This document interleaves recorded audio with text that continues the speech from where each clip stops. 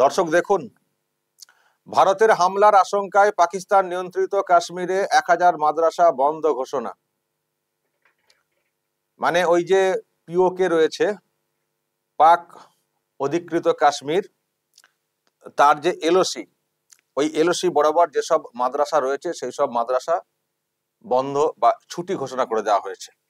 মানে যে কোনো সময়ে ভারত হামলা করতে পারে এমনটাই আশঙ্কা, সেই জায়গা থেকে ওই সব মাদ্রাসা সব বন্ধ করে দেওয়া হয়েছে।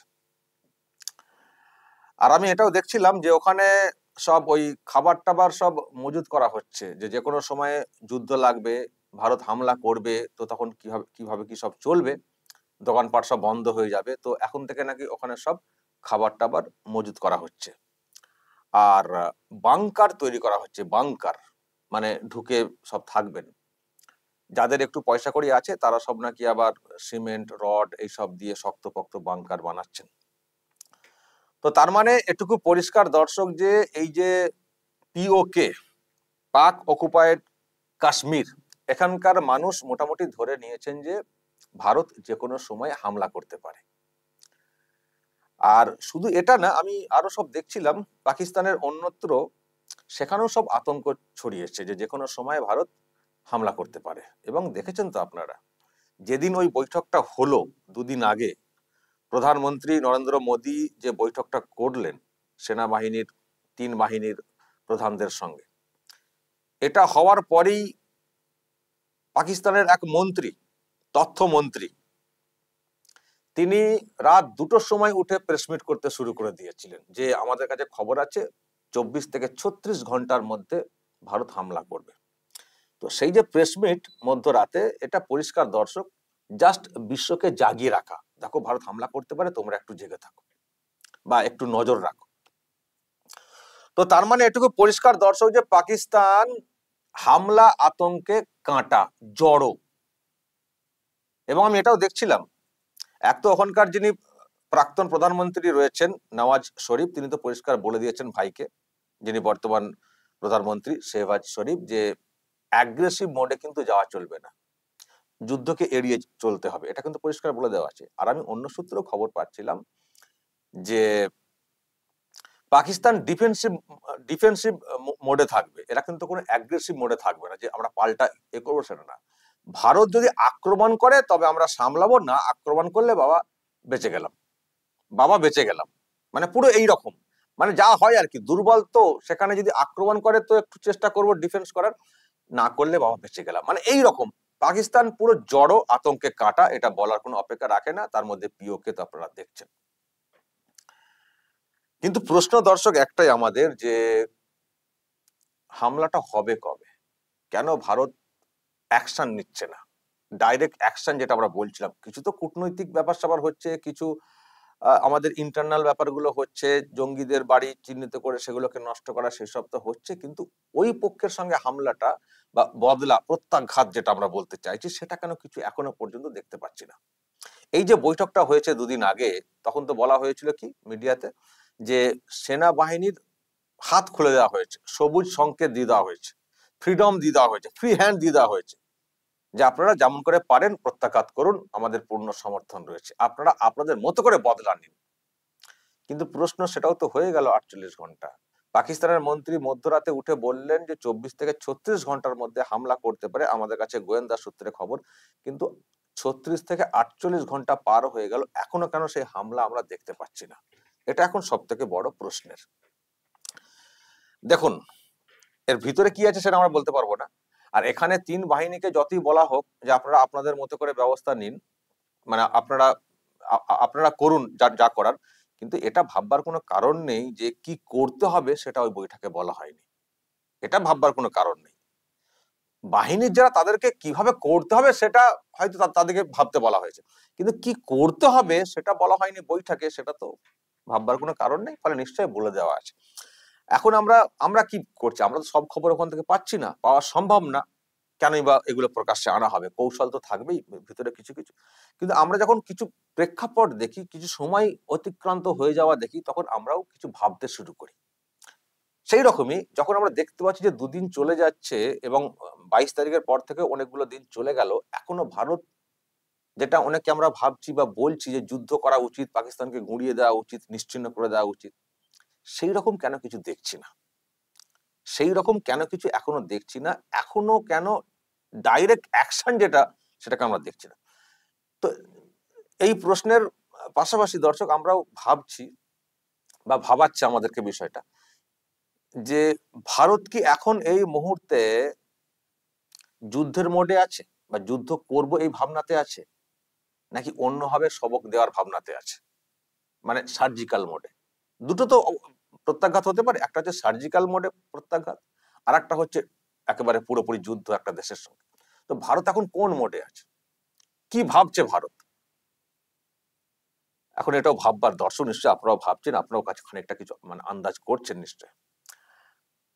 দর্শক আমি আমার ভাবনাটা বলতে পারি, আমার যেন কোথাও মনে হচ্ছে ভারত এই যে এত দেখছে, এত ভাবছে, এত কিছু, দেখুন দেরি করছে মানে প্ল্যানিং করতেও একটা সময় লাগে, হুট করে তো হয় না, সেটা একটা সময় লাগে। কিন্তু আমার যেন কোথাও মনে হচ্ছে যে ভারতকে সরকার পক্ষকে একটা বিষয় ভাবাচ্ছে, একটা বিষয় ভাবাচ্ছে, এবং সেই ভাবনা থেকে হয়তো ডিরেক্টলি যুদ্ধে এখনই নাও যেতে পারে ভারত। কি সেই ভাবনা? ভয়, পাকিস্তানকে ভয়? সেটা মোটেই না।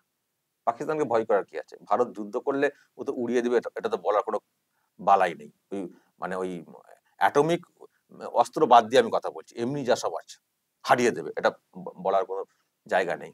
কিন্তু তারপরেও ভারত এত কেন সময় নিচ্ছে, এত কেন সময় নিচ্ছে, এটা তো ভাববার ব্যাপার আছে। আমার দর্শক কোথাও মনে হচ্ছে যে এতটা সময় নেওয়ার পেছনে ভারত একটু কনস্ট্রাকটিভ কিছু একটা ভাবছে, কিছু একটা ভেবে এগোতে চাইছে। আর সেই ভাবনাটা হয়তো ভারতকে একেবারে সরাসরি যুদ্ধে যেতে দিচ্ছে না, তাদেরকে বিকল্প কিছু একটা উপায় বের করে সন্ত্রাসবাদকে নষ্ট করার জন্য যা যা করলে হয় সেটাকে মানে করার জন্য তারা মানে প্ল্যানিং করছে বা কিছু একটা। আমার কথা মনে হচ্ছে, আমি কি সেটা আমি একটু বলে দিই দর্শক, সেটা কি, এটা আমার ভাবনা, ছোট মাথার ভাবনা, সেটা কতটা বাস্তবসম্মত সেটা আপনারা বলবেন।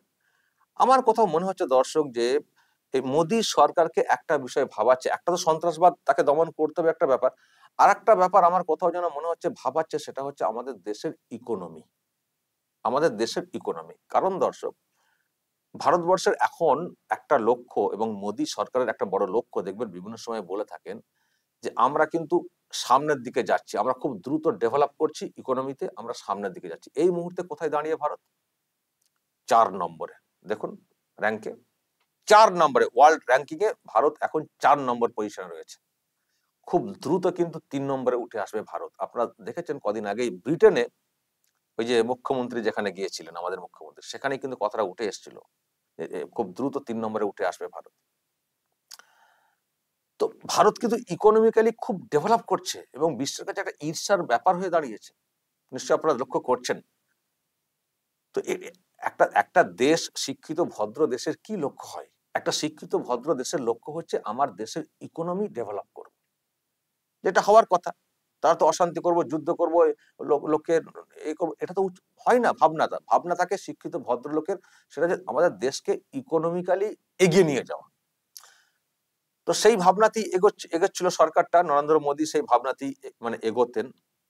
আমি দর্শক কোথাও ভাবছি যে এই যে এত ভাবনা, এই যে আমরা আমরা এত ভাবছি যে কেন অ্যাকশন হচ্ছে না, কেন অ্যাকশন হচ্ছে না, কিন্তু আহ এই যে সময় চলে যাচ্ছে, আমার যেন কোথাও মনে হচ্ছে দর্শক যে মোদী সরকারকে এই দেশের ইকোনমিক যে গ্রোথ, সেটা যেন কোথাও ভাবাচ্ছে যে আমরা কি সত্যি যুদ্ধে যাব, যুদ্ধে আমরা ওদের হারাবো ঠিক আছে, কিন্তু হারাতে গেলেও আমাদেরকে তো আবার অনেক কিছু হারাতে হবে, মানে খরচ খরচ খরচ বলছি।